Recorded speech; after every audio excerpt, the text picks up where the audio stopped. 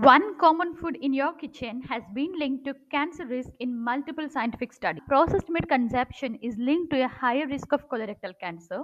But how strong is this evidence and how much is actually dangerous?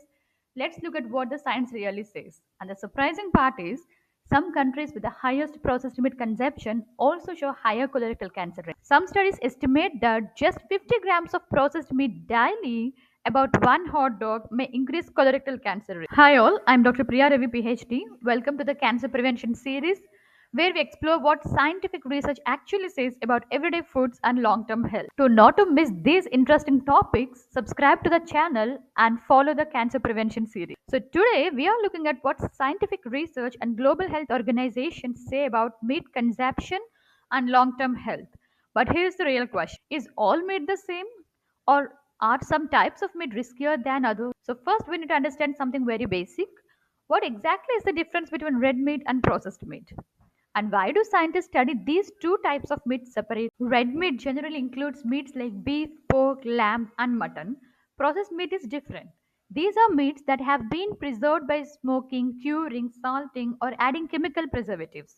Examples include bacon, sausages, hot dogs, salami, and deli meat. But why would processing meat make it more harmful? One reason scientists are concerned is because certain compounds can form during processing and cooking. For example, nitrites and nitrates used in preservation or compounds formed during high temperature cooking. Some of these substances have been studied for their potential role in cancer development. But does this mean eating meat automatically causes cancer? Not necessarily. Cancer risk is usually influenced by many factors together: diet patterns, frequency of consumption, lifestyle habits, and long term exposure. But how large is this risk and how much meat would actually increase risk? This is where things become interesting because the relationship between meat and health is not just about cancer. Researchers have also studied links with heart disease, diabetes, and other chronic conditions. International Agency for Research on Cancer reviewed hundreds of studies, and based on that evidence, processed meat was classified as a Group 1 carcinogen, meaning there is a strong evidence it can cause cancer in humans. And red meat was classified as a Group 2A carcinogen, meaning it is considered a probable carcinogen. Now, this does not mean that eating meat automatically causes cancer. What scientists mean is that higher and more frequent intake may increase risk over time.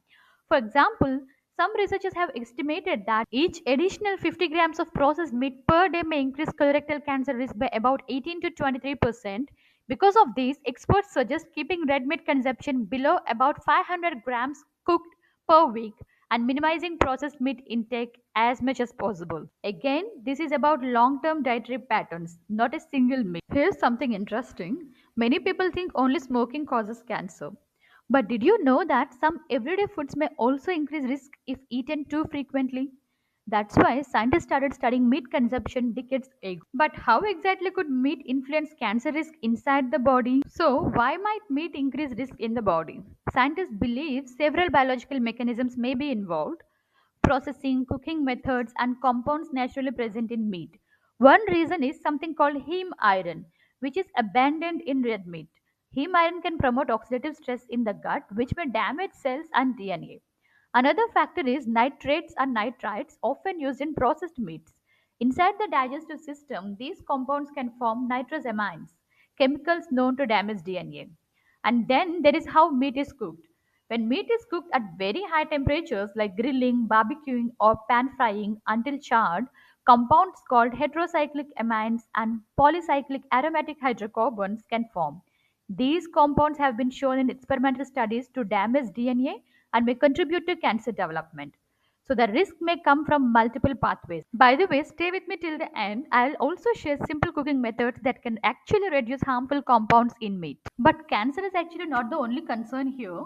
What if I told you that the same foods we are discussing may also be linked with heart diseases, stroke, diabetes, and obesity? So, if red meat and processed meat may carry some risk, what about white meat like chicken or fish? Compared with red meat, white meat like poultry and fish generally shows weaker associations with cancer risk in many studies. However, even with the white meat, very high temperatures cooking or deep frying can still produce harmful compounds. So, the key message here is it's not only what we eat, it's also how often and how we cook it. So now the big question everyone asks, Does this mean we should completely stop eating meat? Not necessarily. Let's look at what researchers and global health organizations actually recommend. Many nutrition experts suggest keeping red meat intake moderate. A practical approach could be around 70 to 100 grams per serving, about 1 to 2 times per week. For processed meats, it's generally best to keep it occasional rather than a daily habit. Instead, try including more variety in protein sources: lentils and beans, chickpeas, tofu, paneer, eggs, fish. And remember that tip I mentioned earlier, how cooking methods can reduce harmful compounds.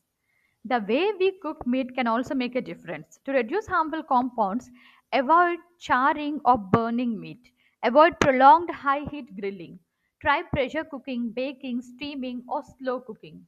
Marinating meat with lemon, vinegar, turmeric, garlic, spices may also help reduce formation of some harmful compounds. When we look at the big picture, the healthiest dietary patterns around the world tend to have something in common. They include plenty of vegetables, fruits, whole grains, legumes, nuts, and seeds. And animal foods are usually eaten in smaller amounts rather than as the center of every meal. So the key message from current research is simple. Limit red meat, avoid processed meat as much as possible, include more plant-based foods, use healthier cooking methods. These small changes can make a meaningful difference for long-term health. But meat isn't the only dietary factor scientists are worried about. In fact, another major concern comes from foods that many people eat every single day: ultra processed foods and hidden sugars. In the next video, we will explore how these foods may influence cancer risk and how to identify healthier snack alternatives. If you enjoy learning about health, diet, and cancer prevention explained in a simple language, subscribe to the channel and join this series. Thank you for watching.